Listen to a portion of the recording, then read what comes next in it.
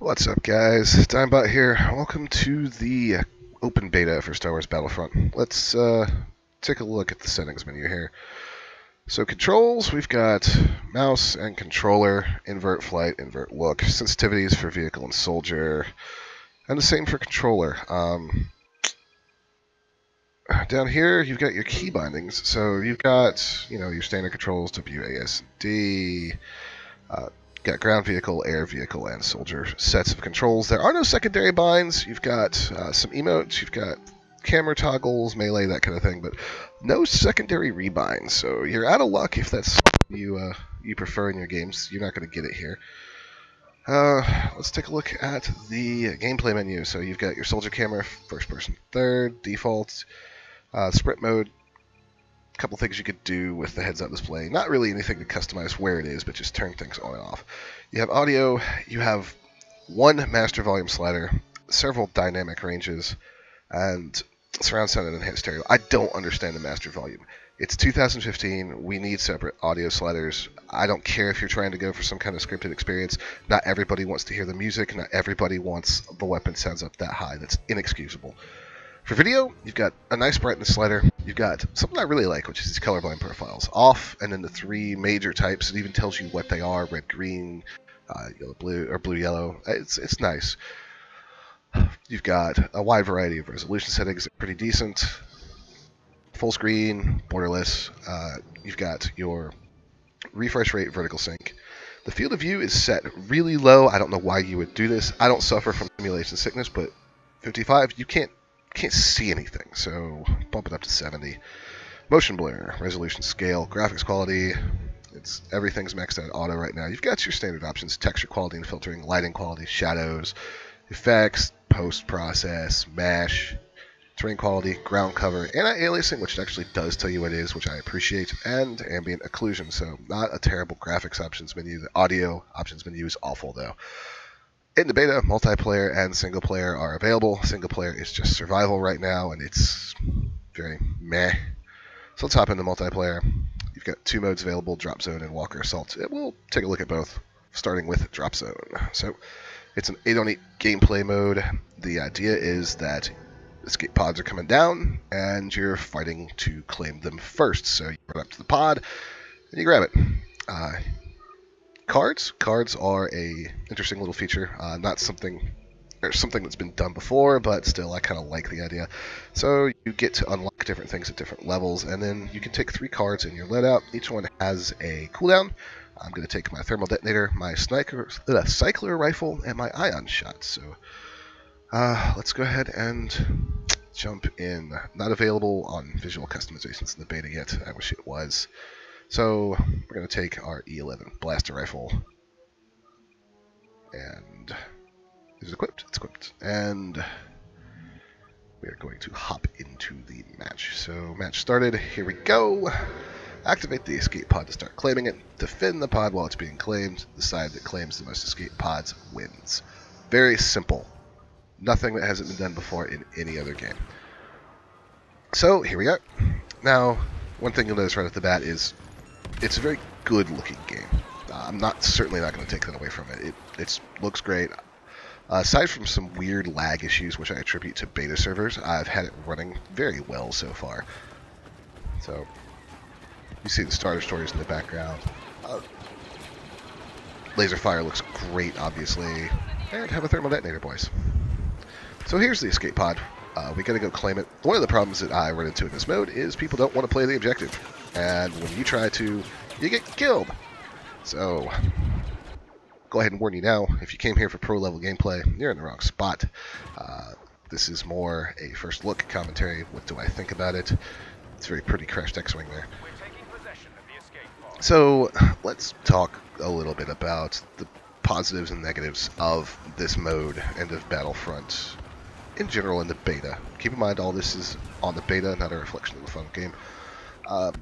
It controls well. It controls like a first-person shooter, like a modern military shooter should. I would be surprised if EA messed that up.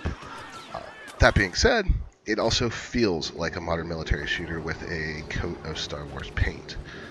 It doesn't do, at least in Drop Zone, a single thing that other shooters haven't done before. It's not one.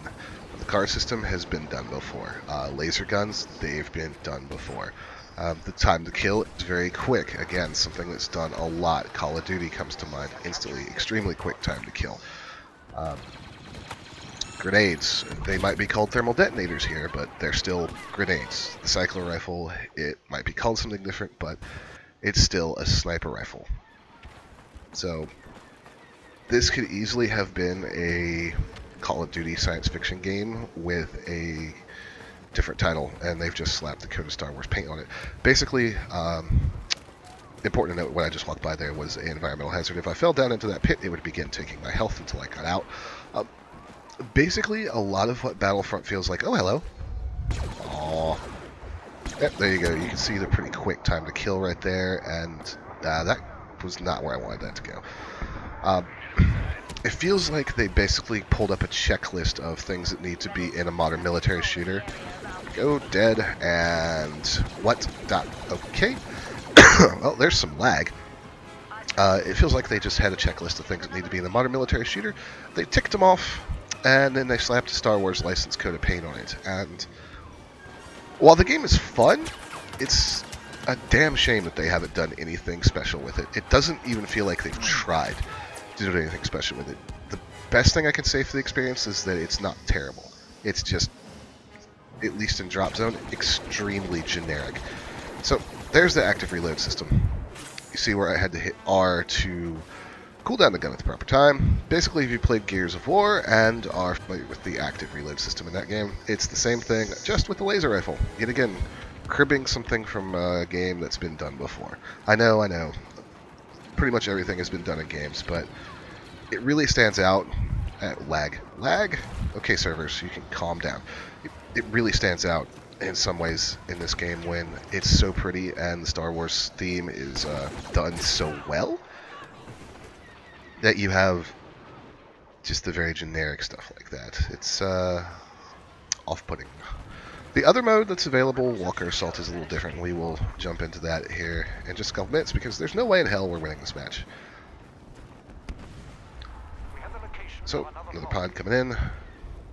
See if we can get to this one and do anything with it. And that Star Destroyer is going boom in the background. So the skyboxes aren't completely static. They're actually fairly cool. And I'm dead. Great. And my body's going to the floor. That's awesome. Oh yeah, the sky battles going on are pretty cool. In this map, that is all NPC. You're not actually going to be flying around in ships. In the other map, it's a little different. You can't get into TIE fighters and A-wings and stuff like that. So I doubt I'll be able to do it, but we'll cross that bridge when we come to it.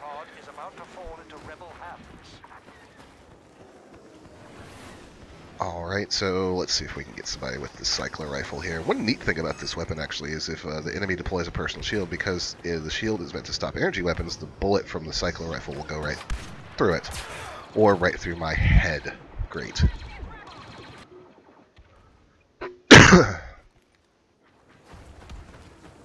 I would have liked to have played this with some of my friends, but either they weren't interested, which I could completely understand, or I think they might have gotten it on Xbox One, which I'm not going to play a shooter on console. That's just not something I'm personally willing to do.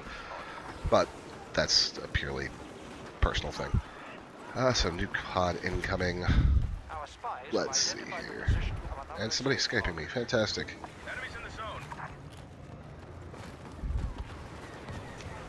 Work our way around here to this other pod.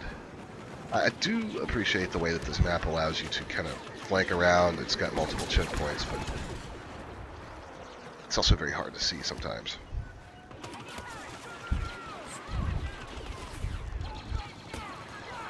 Okay, see if we can get somebody with this grenade. Nope. Sorry about the coughing, guys. My throat's really, scratchy right now. Oh, hello, Rebel Scum. You be dead.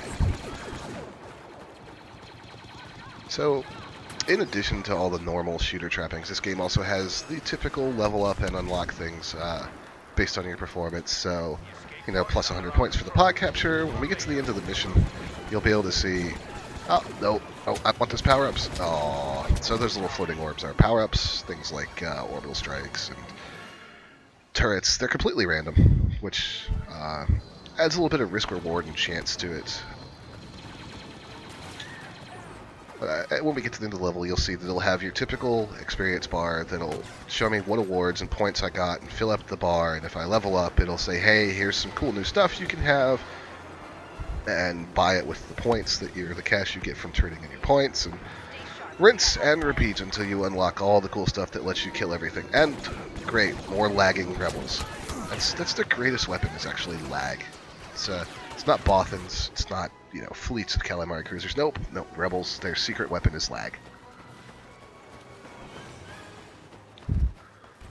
So let's see if we can actually walk through this bit of terrain without lagging back over it again, because that seems to be what the game wants me to do. There's absolutely no way we're going to claim this pod. All they have to do is get 5 and they win, and GG. Well, 5 and 9, and you can see we've got 26 and 12, so as a top, so right. Oh well, that's lovely. And here's your experience bar. So, yay combat, yay objectives, no awards.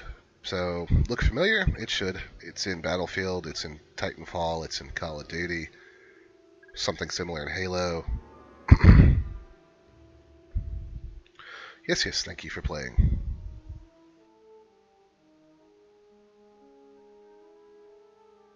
And, unintuitively enough, you have to quit to get back to the main menu. I was afraid it would close the game the first time I saw that. Alright, let's check out Walker Assault. Yeah, if you haven't ranked up, you're going to get your butt kicked. So, we're going to get our butt kicked. This is a 20 on 20 mode.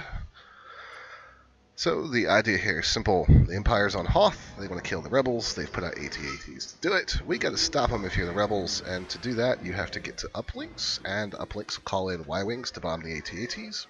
Once the AT-ATs are bombed and their shields down, you can actually hurt them.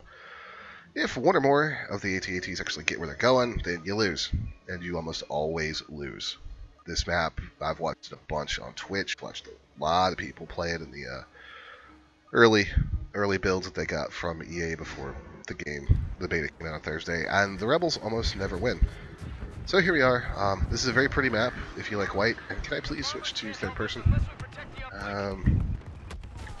It's C, right? Where's... Yeah, it is C. And I'm gonna die. I don't care. I want to show off the third person a little bit. So here we go. Now we're in third person. Now we're in first person. Now we're in third person. Lovely. A little bit of a hiccup here. Sometimes the game does have some visual hiccups. Now, third person's great because it improves your overall awareness of the map, what you can see, but your aiming accuracy is... Oh god.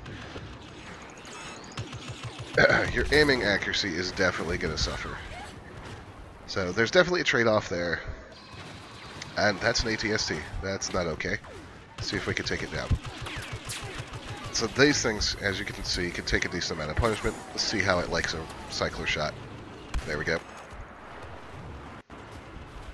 So this is a big open map. I feel like this does a lot more with the Star Wars license than the other map did. It at least feels like they were attempting to be somewhat creative. And, ooh, that's an X-Wing. Can I get it? Can I get it? Can I get it? Nope. And that's what happens every time you see a ship power-up spawn, a starfighter spawn on the map. Somebody else gets to it before you do because they just randomly spawn. And it's very aggravating. I will say briefly that the flight controls are absolute garbage. They suck. So I'm not that upset about it. I mean, the flight controls are terrible. So, I know I'm a little bit jaded from having played so much Elite Dangerous, but honestly, the flight controls in this game are pure shit. So, whoever designed the flight controls, they do need to fire that guy.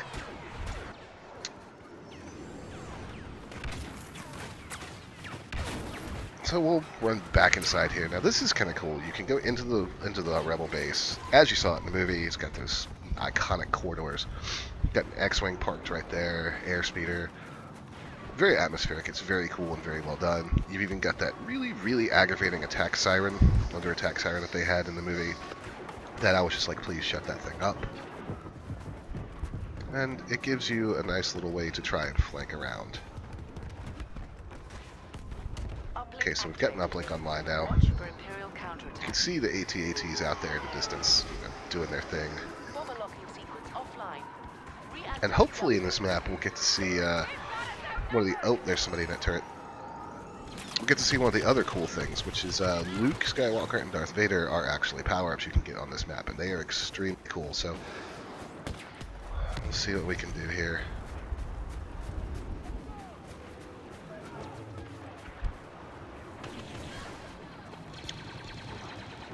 Alright, yeah. Boy, I figured an ATST. So we're probably dead here, but let's see if we can take it down.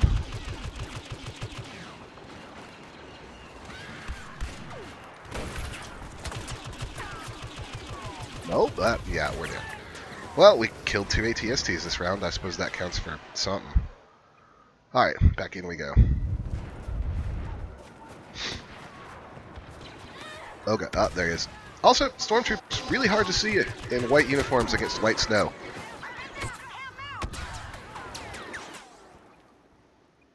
And there's a lot more outside. Awesome. Why does this always happen? Alright, so the cool large-scale battles, 20 on 20, it's fun, it's a neat idea. Like I said, I feel like they do more with the Star Wars license in this mode than they did in the other, as well as a little bit of unique stuff. I can't say 100% that I haven't ever seen all this stuff done in another game before, but the way they tied it together is actually fairly cool, so I appreciate this mode a lot more than, say, how is he not dead? Than, say, the drop pod thing. The drop zone thing is just pure generic shooter, 100% at its finest. I think it was a really lazy mode and a really lazy thing to show off in the beta. Let's see if we can get in here and get some health regens. There we go. Back up to 100. Who wants some? There, X-Wing. Oh, hello. Hello. Oh, laser to the face. Laser to the face. Why are you still alive? And what? Wait a minute. What? Okay. Not a fan of that. Why would you spawn me right here? Oh my god. Ah, beta's beta, but that's really irritating. Yeah, we'll respawn you right in front of 2 enemies. In the open. GG game. GG. Right.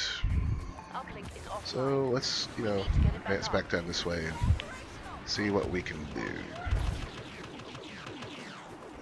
That. Oh! Wait a minute. Yep, that's Darth Vader. He looks so cool. He also stands out ridiculously easily against that snow. There are times when wearing all black is not a good idea, Vader. As you can see, they take an absolute ton of punishment.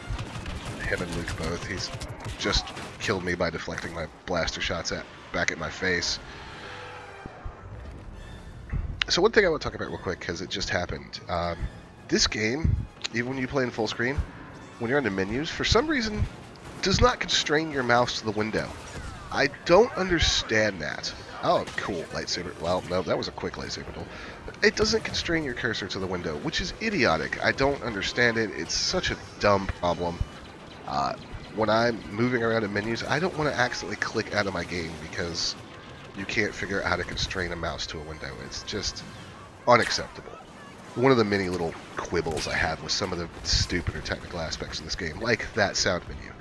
So, if you guys are wondering why I don't sound overly impressed with Star Wars Battlefront, it's because I'm not. It's very generic, it's very by the numbers, it's basically a paint by the numbers licensed game in shooter form. And I definitely will not be picking it up on launch. I know there's going to be other modes, but I don't care. There's just not enough in this game to keep me interested. Granted, I'm not a huge shooter fan anyways, unless it's something old school like Unreal Tournament. But as far as this incarnation of the Star Wars universe goes, I might be happy to watch some people. Damn it. Shouldn't have set that turret up there. I might be happy to watch some people stream it from time to time, but it's not something I feel like wasting money on. And I feel like, for me, this would be one of those games where I would be wasting money if I bought it. So, yeah. I don't know, take it or leave it. Like I said, a lot of this is subjective. Objectively, I think the sound menu is ridiculous. Objectively, I think the way this map is balanced might need some work because the rebels do lose it like 80% of the time, but that's what the beta's for. Subjectively, I'm just overall not a fan of the way they've used this license. So I thank you guys for watching, and I would play this match all the way out for you, but they take forever, and quite frankly, I'm tired of playing. So my name has been Dimebot. Thanks for watching.